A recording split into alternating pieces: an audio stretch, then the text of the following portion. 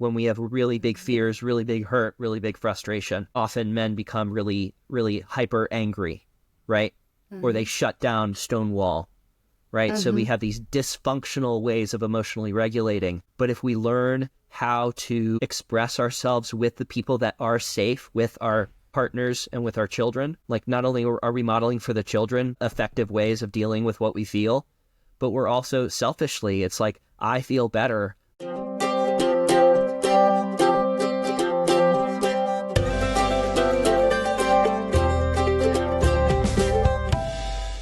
Hello, everybody. I'd like to welcome you to my podcast, Renew Motherhood.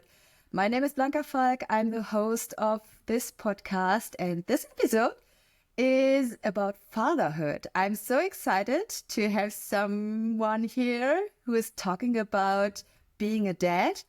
And this episode is actually what makes a father truly powerful. So I'd like to welcome you, Ryan Allen.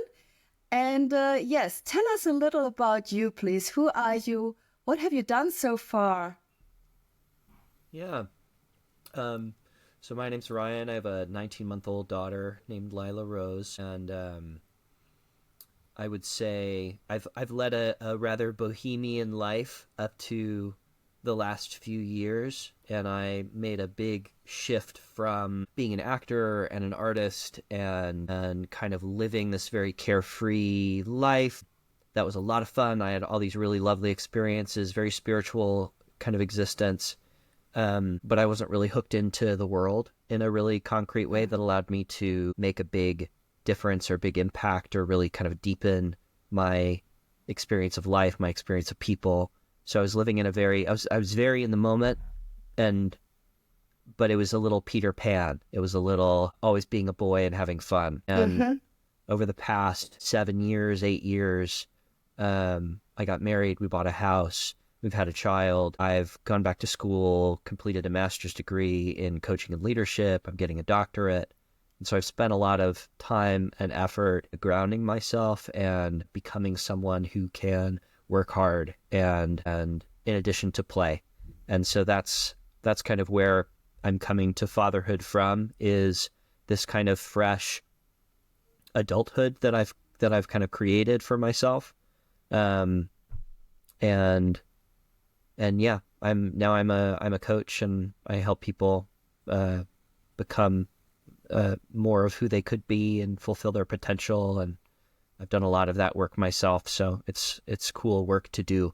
And I'm grounded in sort of developmental psychology and neuroscience, so I'm able to bring that perspective to my parenting style as well, which has really been a huge gift.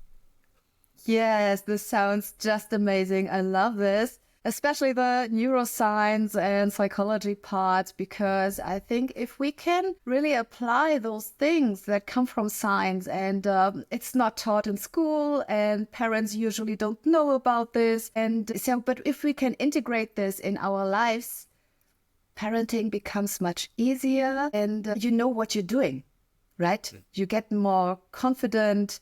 You can expect certain things, I would say. Would you agree? Yeah, I would say that, like, I don't know. Obviously, so I'm a new dad. I've been at this almost 2 years. I have one child, so it's limited data set here. But I would say Okay. like in my personal experience, it's doing really the social emotional work on myself that I needed to do prior to having a kid really made it much easier to, because your child is always going to trigger you, because there are things that happen in your own childhood that you carry around with you that are unresolved, and you bring that to your relationship with your child. And so there's nothing really that you can do to prepare for that, I don't think, fully, because there's just nothing quite so urgent as your child crying or, as the relationship. And so no matter how much work you do on yourself, parenthood is always going to be a crucible and a challenge. And so am really grateful for all the work I did to learn how to self-regulate, to learn kind of more healthy coping mechanisms for when I'm feeling afraid or hurt or frustrated. And even so, parenting a small child is really a profound emotional challenge. And part of it is because they have no capacity for auto-regulation. They have no ability to self-regulate what they feel.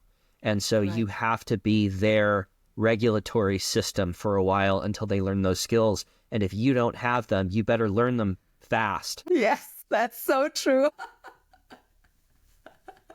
So, Okay. Yeah. and as you know, it's like we've been through some like really tough nights, you know, and I've been through some really challenging, personally, some really challenging emotional experiences that seemed really scary to me in the moment, because I still had gaps in my own ability to regulate myself. So, you know, there are mistakes that I made that in the moment that I have learned from, and also learned to like release and let go of, because the child is very, very resilient. And just kind of what you talked about attention earlier, and it's like the number one thing that the child needs in order to develop self-organize is attendance. Is they just need you to be be with them. And there's an element of like, it's like food, it's like sleep, it's like nourishment. They need your attention, because what they're doing is they're borrowing your activity. They're when the baby is close with the mother breastfeeding, it strengthens the regulation of the heartbeat. They borrow the frontal lobe activity of the parent when we're close with them, when they're really upset, when they're totally dysregulated and more angry than anyone has ever been, and more upset than anyone has ever been. They're actually borrowing your brain activity to help them learn how to calm and soothe themselves. And so it's literally... I love that you talk about this. Yeah. Yeah, that's so important. Great. And so it's just like the proximity and like being with, just what you talked about kind of before we started the call about the, like, you set a lot of your life and how it had been aside so that you could really be with your kids early in their development.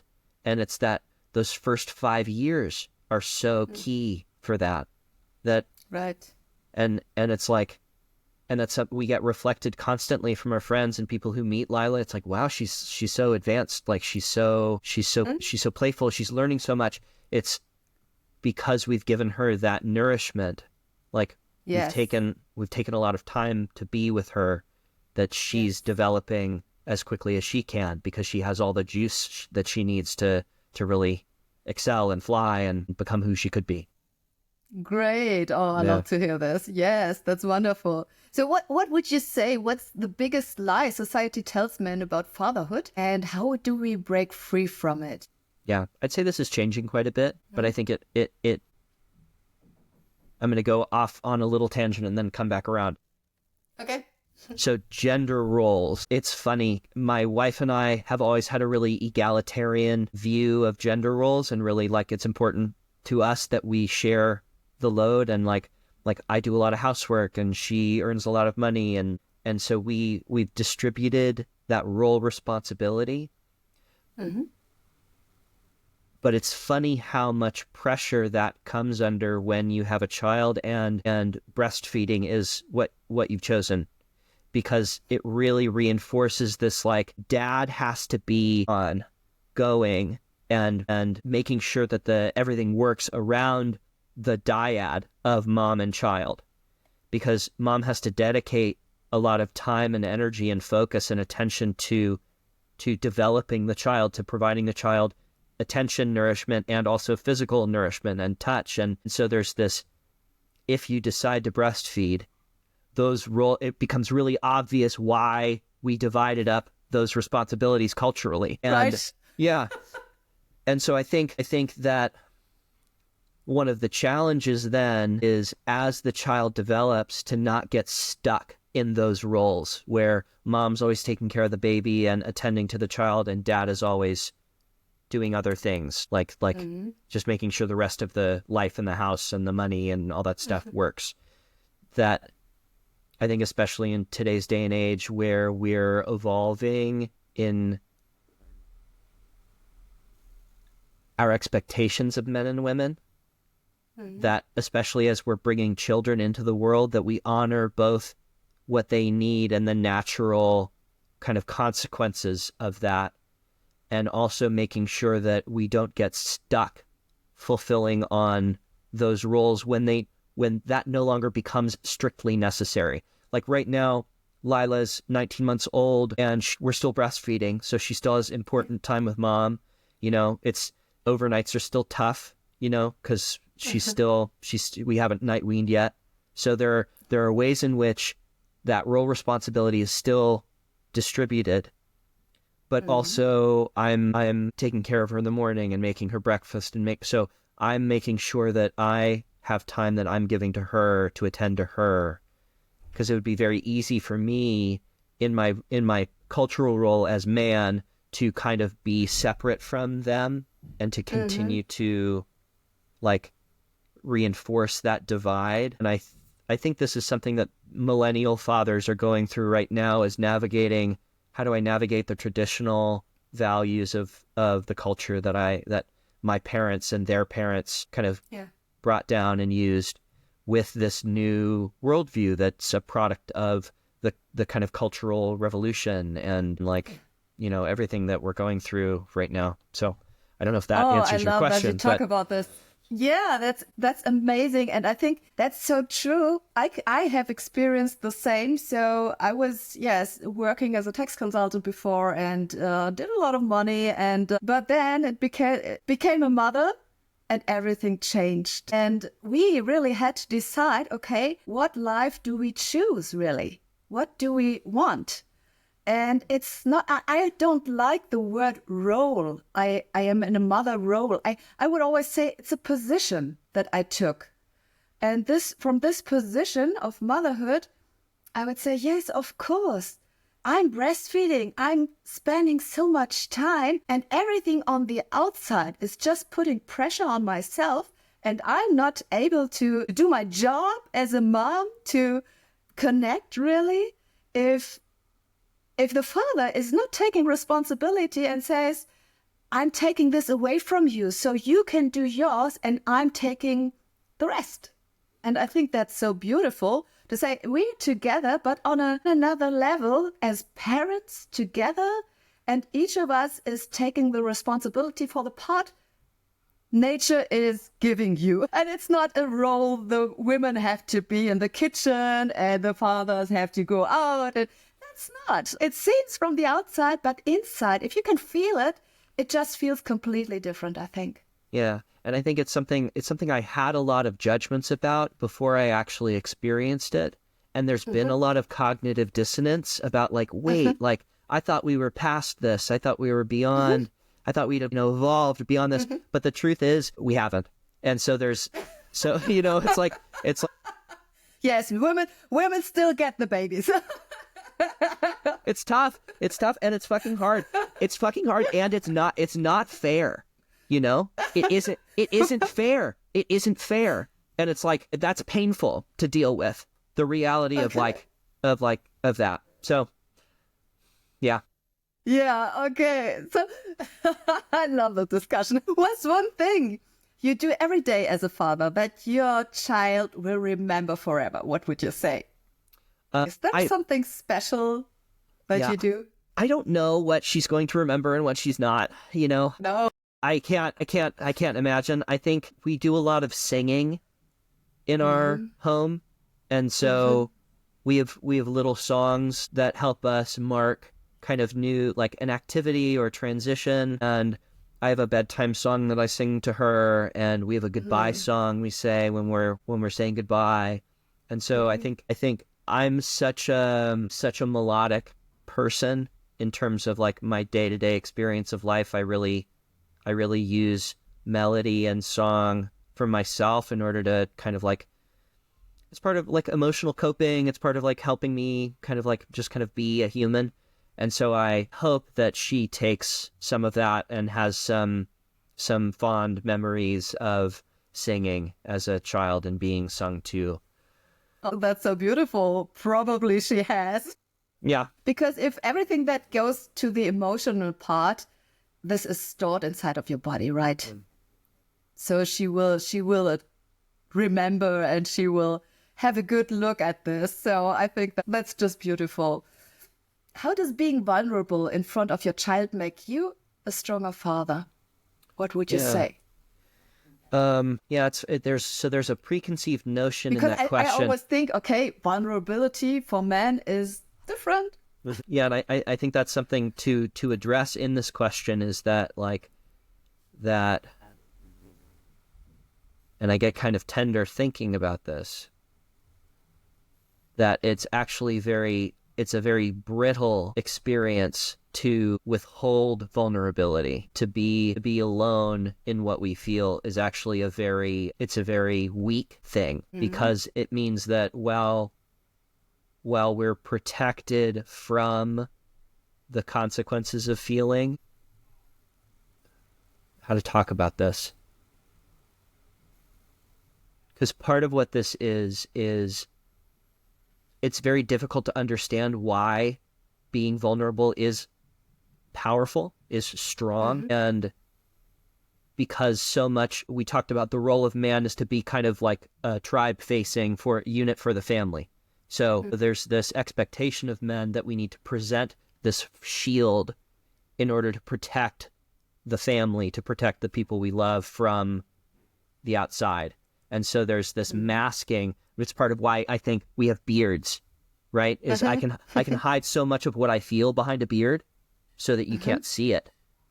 And so Right. so we kind of need, as men, we need to work against this, because if we have, it's part of that co-regulation thing. It's like, if we fail to learn skills that allow us to share and co-regulate with the people we love, then when times get really hard, we break. Because we don't have the skills that we need in order to share and co-regulate with others. When we have really big fears, really big hurt, really big frustration, men become really, really hyper angry, right? Or they shut down, stonewall, right? So we have these dysfunctional ways of emotionally regulating. But if we learn how to express ourselves with the people that are safe, with our partners and with our children, then not only are we modeling for them, like not only are we modeling for the children effective ways of dealing with what we feel, but we're also selfishly, it's like, I feel better when I can express myself cleanly and move through the feelings and come out the other side. Because that's how we grow, is actually by expressing ourselves and moving through what we feel. If we hold on to what we feel and we bottle it up, we limit our motion. We can't move. And so we stay the same. We stay stuck, not expressing something. And that's a dangerous thing to do. It's dangerous for your body. It's not good for your body, and it's not good for your relationships. Suppressing the emotions. Yeah. So learning those skills is really, that's sort of what was implicit in your question, is the assumption that being vulnerable is strong. And that's why I think men need to hear a little bit more about why, because it sounds counterintuitive. It's because it's like, oh, being afraid, being hurt is weak. That's bad. So I shouldn't. But actually, being and expressing fear and hurt, getting support, allows us to become more resilient and become stronger. Yes, so wonderful. Thank you very much for sharing your perspective here. Yeah. Because I think this is so important. And dealing with emotions is always a tough thing. Like I think we talked about this before our call a little, to what we experienced in our own childhood from our parents, we are still carrying. And if these emotions didn't ever come up and you got a child, you have the ability to heal those emotions, because your child is just picking up this one that you always wanted to suppress. You didn't like to look at it, but it's like they have a job here to heal us, to make us stronger, and as a dad, the same as the mom. So I think this is so wonderful that you talk about this, being vulnerable for men, for dads, is also so important. Yeah. If you could go back and give one piece of advice to yourself before becoming a dad, what would it be? Mm. You changed a lot. You came from, okay, let's play a little, let's just have those fun time like a boy. And then you said, okay, I have to ground myself now. I have to settle down, or not to settle down to say, okay, I'm not moving, but just to ground yourself. So I think, yes. Yeah. Is there anything? It's funny. I'm just gonna finally turn off the baby monitor here. Um, it's funny. I'm not sure I could have heard any advice I would give myself now. I think some of the most important lessons I've learned have come through confronting my daughter, like being with what she's feeling, being like she's having these really intense emotions and they're emotions that I was not permitted as a baby. Like I do lab work where I have a social emotional intelligence lab that I belong to, and we go in and we have these really kind of deep, expressive release experiences. And I've had several experiences recently as my kind of emotional work has been deepening, where I've been getting back in touch with like the fear I felt as a 10-month-old when I couldn't sleep and mommy and daddy needed to go to sleep. And I was so scared because they were so scary, and I didn't know what to do. And so I'm just not sure that any advice that I could have given myself would have prepared me for that moment where I would, and so, and I think the work that I did going up to that. So I think any advice I would give myself is really just a repetition of what we were just talking about, that like, it's so important to be close with the people you love and to be able to feel and attend to what you're feeling and to be able to share that with someone else. That's the most important thing you can do as a man in order to be a better husband and a better father and a better like human being, is to like get in touch with what you're feeling, be able to articulate for yourself what you're feeling and be able to express that with someone. And that those are some of the skills that I think are really missing for men in general and for me particularly, kind of coming into fatherhood. So what I hear is really that you say you can't prepare for this, and even if you knew about this, it would have been difficult to adapt it, because you need to have the experience really that clears everything, that makes everything open, and you have to act on this, what's happening, right? Would you say this? Yeah, Okay, there's no substitute for the stimulus of the crying infant. Like there's nothing No, that's the same. There's nothing like that. that's right. Yeah, so true. Okay, so let's move on. So what would you say? What is a dad habit that you've adopted that you wish more fathers knew about? Is there anything? Would you say, okay? Yeah. I think like making sure that you have special time with your child. That like make sure that you have special time, and when you're having your special time, that it's child directed time, that they're the ones leading. So you're not always the one teaching and telling and showing and doing for them, that they have an opportunity to connect with you where they're in charge for a little bit, and they get to tell you, they get to show you things, and they get to tell you what to do. And that is not only really fun and cathartic because it's kind of silly, and they get the opportunity to work their stuff out where you're missing them and you don't know where you're missing them, where it's kind of an extension of play, where the child's drive for play comes out of things that they have unfulfilled in their life, that they need their imagination in order to bridge the gap between what they can do and what they want to be able to do.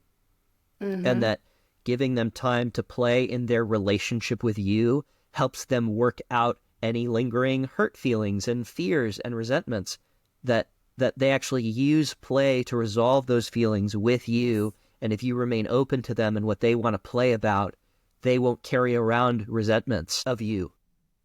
Yes. And so your relationship will stay a little more open and clear than it otherwise would. And when they're teenagers or when they're adults, they won't have things that they've withheld from you because you never really let them express themselves. At least that's what I'm working on. That's what I'm hoping will happen. Yeah.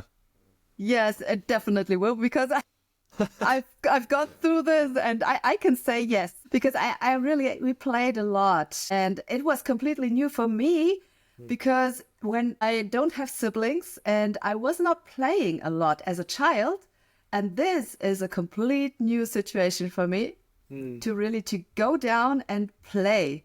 And I was thinking, okay. So I just let my child play with me, and she was talking who is doing what and where to place what, and to create this whole image of a game. And just always invited me, okay, Mom, you have to do this now. It's so wonderful if you can dive into her world and see what's happening and what she's expressing and where she has her struggles with. And so you can support your child better, because she's always showing this inside of the game where she's at. Yeah. And I think that's the beauty. If you can, yes, put your adult side aside and dive into the game. And because they're all of the relationships they have in their life with friends, with coworkers, with bosses, with their romantic partners will be modeled after these foundational relationships with you and your partner. And so they're learning how to relate to people. And so if always you're one up, one down, and you're the superior and you're in charge, then they learn that they're little and they're inferior and they can't do anything. But if you give them opportunities to be equals, to be in charge, to be directive, then they learn that there's a to and fro, that it's not always one up, one down, that there's a balance, and that they have power in relationship. And that is really that when they get into school, when they get into relating with peers, when they get into relating to other partners, when they look for work, they're going to be coming from such a different position than they would if you taught them that they didn't know anything and that they always needed to listen and never teach. Right. Yeah, so true. They need to be seen, they need to be heard, right, as a child. So, and if they can experience this, it becomes much easier later. They have grounded somehow, and if they have their safe space where they can develop. We always think we have to put something inside because they come with nothing, but that's not true, right? They come with so much inside, and we just have to let them develop, I would always say. So that's my thought, and so far everything was good. I don't know for the future, but so far I would say that's I like that a lot. Oh yeah. So what's a moment with your child that completely changed the way you see fatherhood? Is there anything you can think about? I mean, the moment what you thought about how fatherhood should be or would be, and then you drop into the situation and think it's completely different. I mean, just the instant. So we had a home birth. Great. She was born. We sang a song we'd been singing to her in the womb and connected with her. And then midwives were like, okay, Elizabeth, you have to go pee now because we can't leave until you pee. Essentially, that was just like, it was first for whatever. Anyway, Elizabeth had to go and be by herself for a little while. And the midwife was like, you can hold her. You can hold the baby. And I was like, what? Like, I can hold? So I picked her up. I picked her up for the first time, and she looked me in the eyes and smiled at me. And I was just like, wow. Like, I didn't realize I could be this in love. I didn't realize that I could love someone this much. Like, I'd had love in romantic partnerships. My whole adult life, I'd had these really lovely relationships. I have a really beautiful relationship with my wife now, and we love one another so much. And I'd never had a feeling quite like this one. And I was just like, oh, okay, so you're perfect. And all I'm going to do is fuck you up. And I have to be okay with this. I have to be okay with this. Yeah, well, that's it. That's it. Really. I Yeah. can totally agree with this. If you have got your baby the first time and look at the eyes, and Yeah. it's just, oh, a moment full of love. Yeah. Pure love, I would Yeah. say. Yeah, that's so wonderful. Oh, thank you for sharing your moments here. What would you say on the opposite? What's the hardest part about being a dad that nobody warns you about? I think again, I think we hear about, it's almost a cliche that like, oh, your life is going to completely change, and like, oh, get ready to, it's like there are so many sacrifices that you don't realize you're going to need to make. There are so many sacrifices in terms of your physical comfort, in terms of like this little child comes first. Like this little, for a time, they can't survive without you. You need to be there. And so I think there's a reality to that you can't prepare for, and that the sacrifice, and that you really do.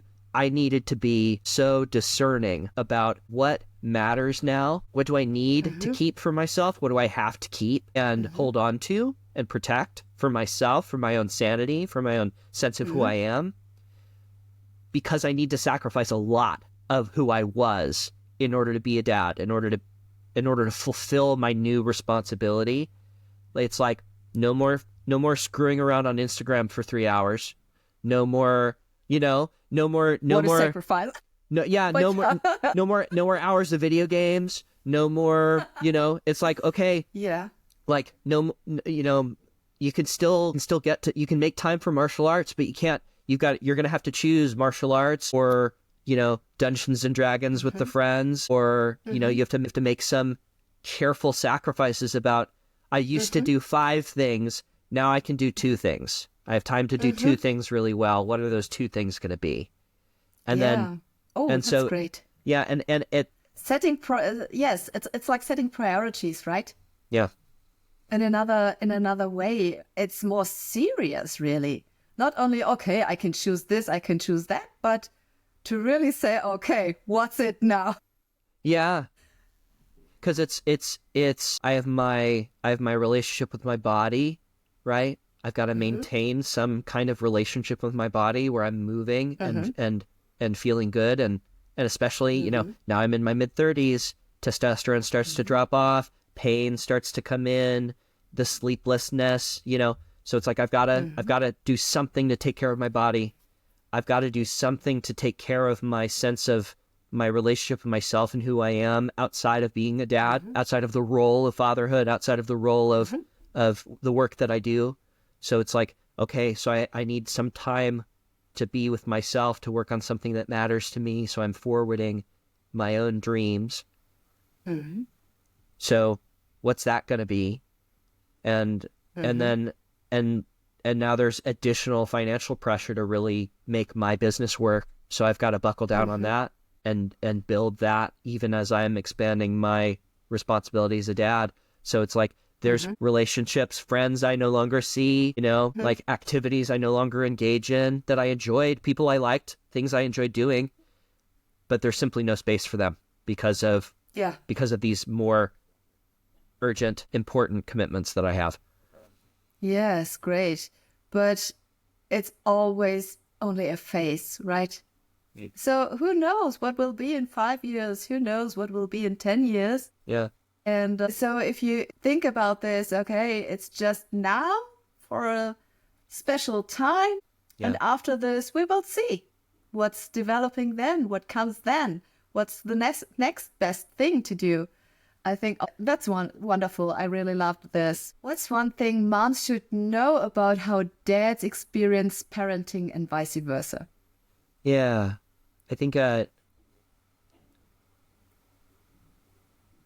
it's really difficult for fathers to understand the sacrifices that women need to make in order to have and raise children. I think it's just difficult to experientially. It's so different, even through pregnancy, through birth, through that first trimester of life. Like, it's very difficult for men to really understand what women are going through because our physical experiences are so different. So I think like continuing to both mom and dad need to continue to work to understand one another. And I think on the flip side of that I think because the sacrifices that women need to make are so great and so painful in a lot of cases, so sensational, so experiential, that the sacrifices men need to make there are these two things, right? They're less intense, just objectively. Like the sacrifices men need to make in order to have a child are way different than the sacrifices women need to make, but men do need to make sacrifices, and so it is hard. And so there's I think a compassion for men that is sometimes missing. It's like because of how intense motherhood is, that it's like, oh, fatherhood, like whatever. So there's I think men really need to strive to understand and to be compassionate for what women are going through and not dismiss what the sacrifices women need to make. And I think the reverse is also true, that women need to be compassionate for men as well, and the sacrifices men need to make, because they're they are different. What I always think about is to really to stay open, remain open for the other part, because if you have got your box, you're thinking in this way and are not open, you cannot feel what it means, or you cannot experience, or you cannot get into an exchange with your partner, right? Yeah. So, and you always have got this block around you or between you, but this shouldn't be, I always think. If we can just break this down and say, hey, we are parents, we are in a relationship, we go this life together, let's find out who is who, and what's your part, what's my part, and how can we like dance together, right? Yeah. Yeah, so I think that's wonderful. If your child could describe you in one sentence when she grows up, what do you hope she would say?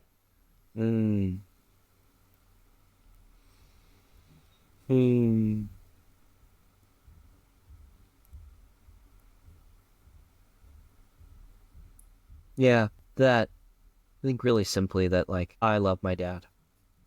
Yes. Yeah. I think that's the top of it, right? Yeah. Nothing can be better than these words. Yeah. Wow, what an incredible interview. Thank you. It was really a pleasure. Thank you for having me. Yes, let's talk about if people say, oh, who is Ryan? I love to get in contact. What is your offer? What do you offer for people who say, oh, he's amazing. I need to know more. I need to, be coached, be working together somehow. What's your offer? Where can people find you? Yeah, so you can find me through my website. I have a web form you can fill out if you'd like to talk. I love connecting with people, even if you just want to reach out and say hi. I love talking with people. I do one-on-one coaching. I'm working on developing like a group coaching thing. When there's enough interest in that, I'll start that. But in the meantime, if you just want to reach out and say hi, I'd love to connect. Great. Wonderful. So I will place everything in the description, and people can get in contact with you. Cool. So wonderful. Thank you very much for our lovely conversation. Yeah, thank you, Blanka. And yes, for being my guest. Okay, so all the listeners, please stay tuned, subscribe, and yes, we will see us.